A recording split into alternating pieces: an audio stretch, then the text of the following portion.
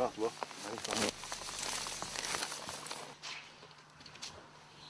Tiens, là. Tiens. Hop.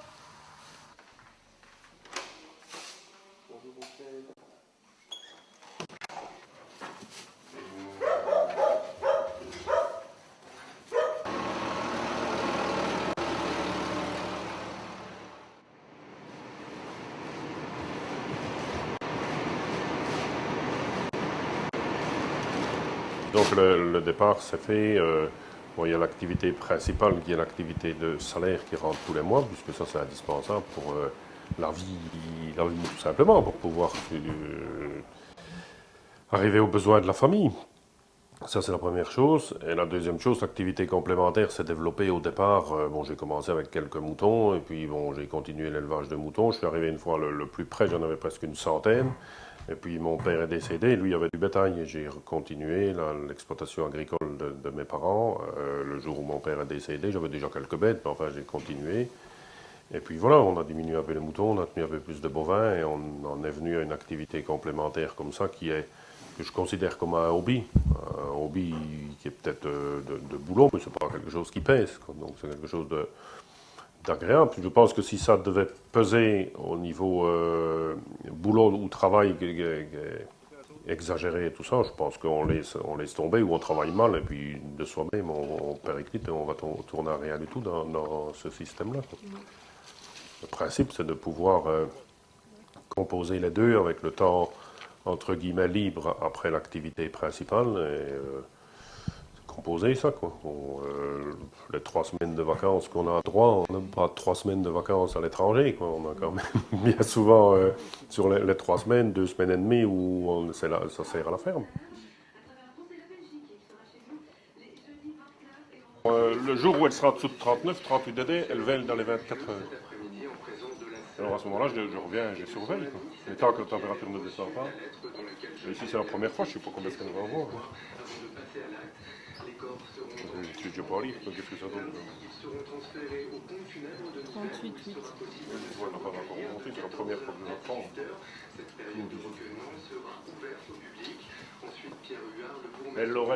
Je l'aurais déjà pris depuis plusieurs jours et qu'elle aurait cette température-là, elle pouvait, elle viendrait. Ah oui, c'est. On peut l'avoir, je vais te le mettre. Bien, bien travaillé. Tout ça.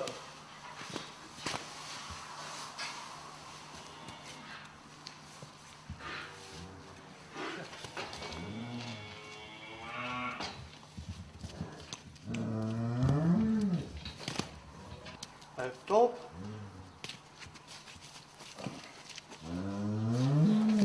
C'est Dieu. Femelle.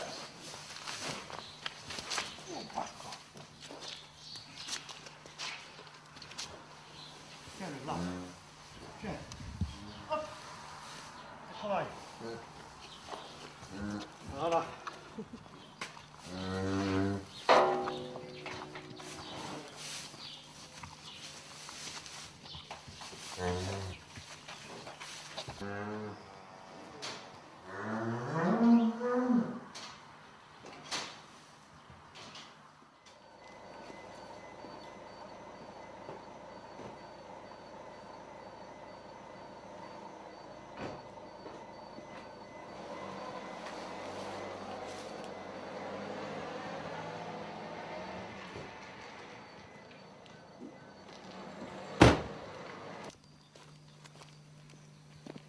Alors les triangles ayant leurs trois côtés isométriques sont...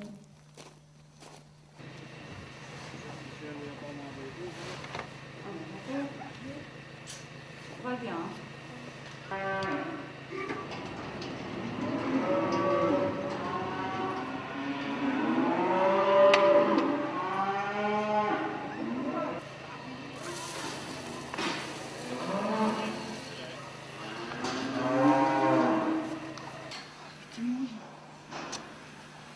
Non, ben regarde.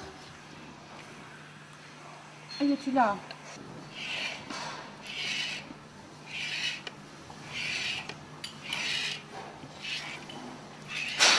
Ben, le soir, François, il s'occupe des veaux. Il me remet des boules pour que moi je puisse en avoir assez le matin. Il enlève les ficelles. Il nettoie avec le tracteur ce que je ne fais pas. Il fait quand même un peu plus que moi le matin quand même. Mais bon, le matin, si je n'étais pas là, je lève déjà tôt comme ça. Il commence à 4h30, donc 4h moins le quart, il est levé tous les jours. Sans la période de veillage, autrement, bon ben là on se relaye quand même chacun à son tour. Moi je vais coucher tard, lui il se relève très tôt, puis il vient dormir 2 heures, il se relève, et puis il prend sa douche et hop, il part pour faire la tournée. On entend quand il suce, hein? On entend un peu. Ouais. Puis il a toujours le GSM, donc au cas où j'ai un problème, je fais toujours lui demander conseil. Et puis j'ai son copain quand même qui est pensionné, là, Jean-Marie, qui passe volontiers, en plus me donne un petit coup de main, pour les veaux notamment. Donc ça se passe bien. Donc étant donné que je travaille les nuits, je peux être disponible là. La journée peut faire ça.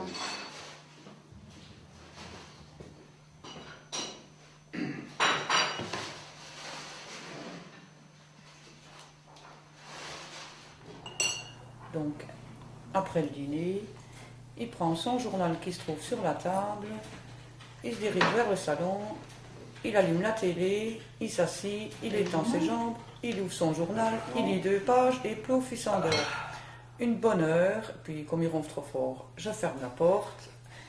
Et puis 1 heure et demie après, il se réveille et puis on boit le café ensemble, les enfants rentrent de l'école, ils changent et puis ils recommencent une nouvelle journée.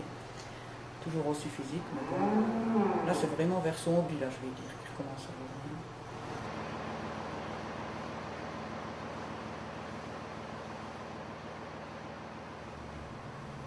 T'es équipé, d'accord, chaud, mais c'est vrai qu'on fait encore beaucoup à la main quand même, quand tu regardes. Bon, Par rapport à ceux qui ont des grosses c'est machines. bien, c'est bien aussi, hein, c'est agréable aussi. Hein. Ah oui, c'est C'est vrai. des fois aussi agréable d'être manuel que d'être assis sur un tracteur. Hein. Regarde, ça me permet d'aller dans les box. Autrement, j'aurais une pailleuse, je ne rentrerai presque pas dans les box. Peut-être sont habitués à moi aussi, hein, le fait de rentrer dedans. Mais moi aussi, hein, chou, elle me respire le matin quand je rentre. Hein. Ah oui? Si, quand je nettoie les abreuvoirs, là, comme ça. Ah oui? Eh ben, elle passe toujours l'oreiller sur ma main. Elle te prend une grosse lèche. Voilà. Ouais. Je dis salut les copines.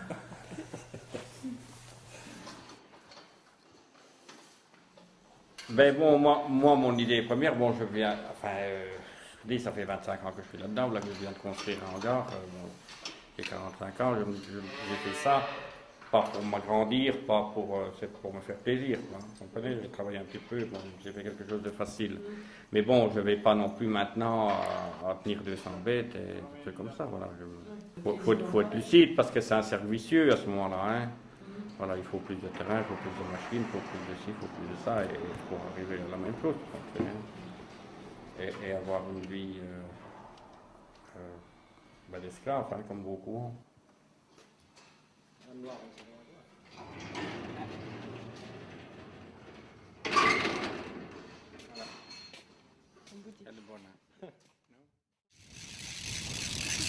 Il est midi, bon appétit. Il est midi, bon appétit.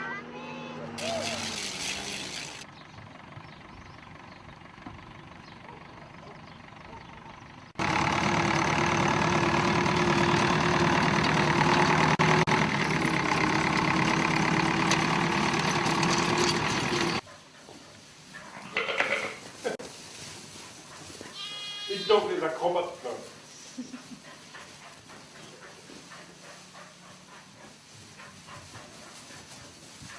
Le printemps, hein, tout le monde sort. Tranquille. Et l'éleveur aussi. Qu'est-ce que tu veux de mieux que ça? Non, quand on voit le nombre d'agneaux par mère et tout ça, la prolificité, la qualité des agneaux, tout ça. Mais la réussite, c'est quand même agréable. Hein. C'est ça qui compte.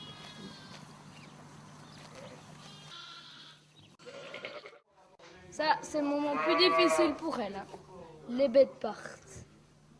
Mais le meilleur moment, c'est quand elles reviennent. Voilà. Allez, hop. Allez, allez. Voilà. C'est parti. Allez. vite, allez-y maintenant. Allez, Camille.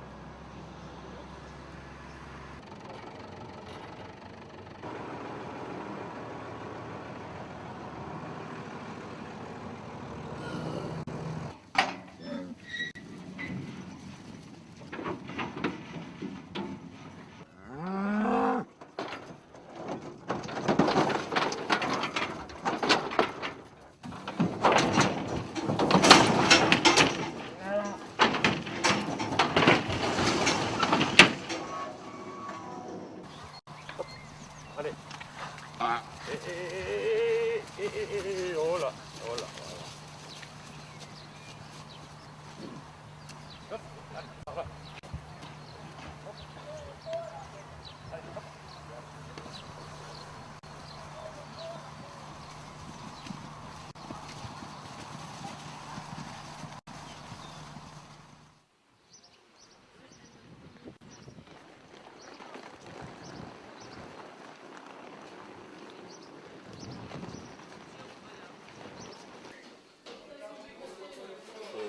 J'ai été appelé par une école pour venir en dernière minute faire un remplacement d'éducateur interne. Au départ, ça ne m'a pas trop branché, et puis finalement, quand j'ai vraiment découvert le métier, je suis resté dedans, quoi. Donc, depuis 1993, je fais ça quasiment tout le temps. Je pense que j'ai passé une année en externat sur l'ensemble de ma carrière d'enseignant. Tandis que la qualité d'éleveur, la profession d'éleveur, j'ai toujours, depuis toujours, dit quand je serai grand, je serai fermier. J'y suis arrivé. En sortant de l'école, j'avais déjà 2 genisses à la maison, et puis j'ai continué à progresser pour en arriver à ce qu'on a maintenant. En faisant ça petit à petit, en ne voulant pas non plus s'enfoncer dans les emprunts, tout ce qui s'ensuit, et galérer dans les problèmes d'argent. Donc on a construit petit à petit avec ce qu'on gagnait au fur et à mesure. Mon grand-père était fermier, j'ai toujours été avec lui dans les bêtes, sur le tracteur, partout. J'ai toujours rêvé de ça, j'ai toujours aimé faire ce métier-là. Et puis une fois qu'eux ont disparu, le patrimoine était là, et pour moi il n'était pas question de faire le patrimoine partir dans les mains d'un autre. Même s'ils ne nous ont pas légué une grosse ferme, loin de là, des bâtiments qui n'étaient plus à la mode, du matériel qui était dépassé, mais on s'y est remis avec, et puis on a évolué. Hein. Et on peut encore évoluer, et on évoluera toujours. Moins vite qu'un titre principal, puisque c'est toujours la même chose. On n'a pas besoin du même matériel, on n'a pas les mêmes besoins, on n'a pas les mêmes troupeaux, on n'a pas les mêmes fermes.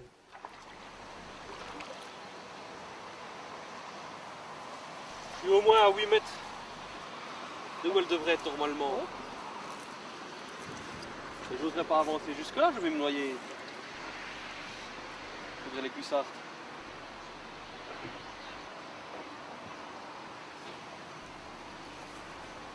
Et encore que cette saison aussi, c'est généralement, il n'y a plus qu'un filet qui coule. Quand je dis de l'autre côté, là, c'est en niveau normal, en saison normale. De 25 à 28 degrés, petit vent de secteur sud de 15 à 20 km/h. Alors par après, ça sera quand même un petit peu plus incertain.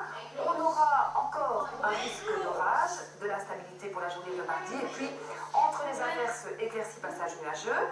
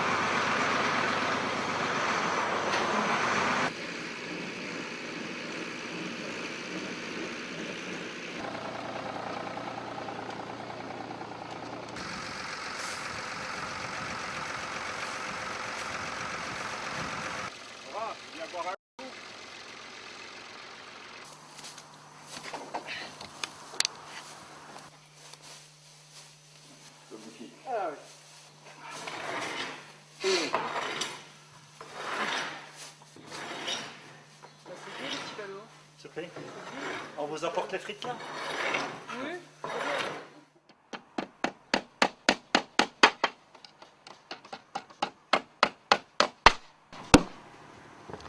On s'est décidé à prendre la ferme avec Pascal quand son père est tombé. Donc son père était agriculteur et on s'est décidé parce que son père est tombé malade.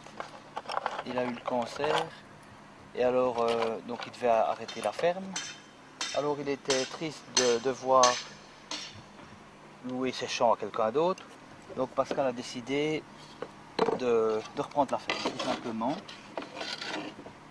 Pour que son père ne soit pas triste en plus que d'être malade. Hein? Tu vois, des comme ça, tu les coupes à 23. Sur le 30. Non, les grandes comme, que tu as mis dans la brouette.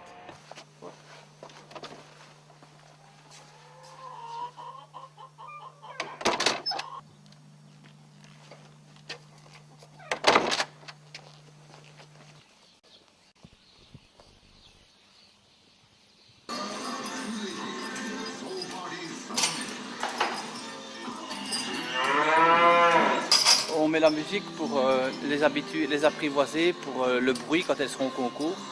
Comme ça on met la radio pour... Tu laisses la radio toute la journée alors? On laisse la radio toute la journée, ouais. Quand on n'oublie pas, la nuit elle y reste parfois aussi. Je promène pour les habituer à marcher, les apprivoiser, les habituer à marcher pour la présenter au concours.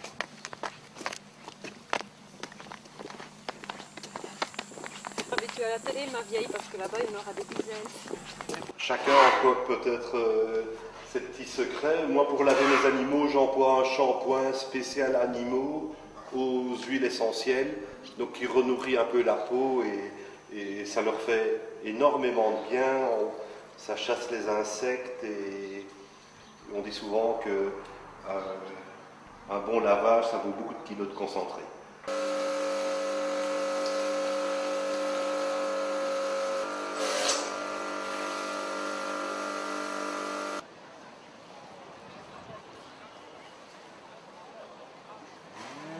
En fait, le concours est un peu une vitrine de l'élevage. C'est l'occasion qui est donnée à l'éleveur de venir montrer comment il travaille, quels sont ses critères de sélection et surtout de se comparer aux autres.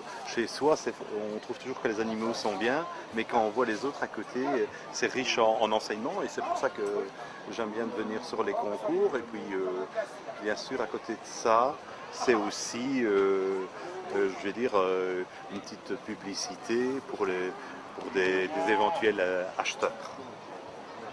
Donc j'ai choisi l'animal numéro 2 en tant que prix d'honneur. Donc oui, je pense qu'on peut applaudir. Donc félicitations aux éleveurs. Donc l'animal numéro 2, vous l'avez vu tout à l'heure, il a fini premier de sa section. Il s'appelle Boro. C'est un fils de ficus pour une insémination sur Urtebise et il appartient à M. Doric Guy. Et je pense que pour M. Doric, c'est, je pense, son premier prix d'honneur sur un concours charolais. Donc félicitations, on peut l'applaudir.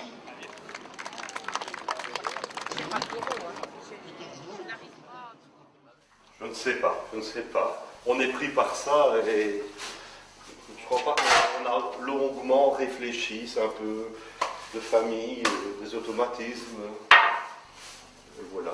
Je crois que c'est pas facile à expliquer, je crois pas que c'est une démarche intellectuelle, c'est une envie, tout simplement.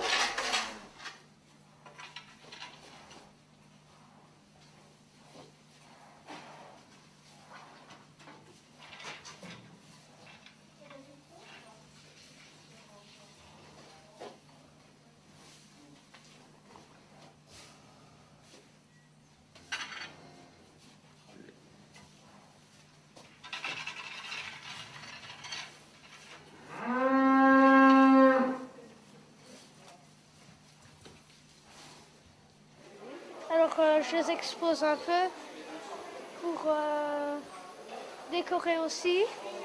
Et c'est le seul jour où je peux les mettre. Là, ils sont en train de déchaumer.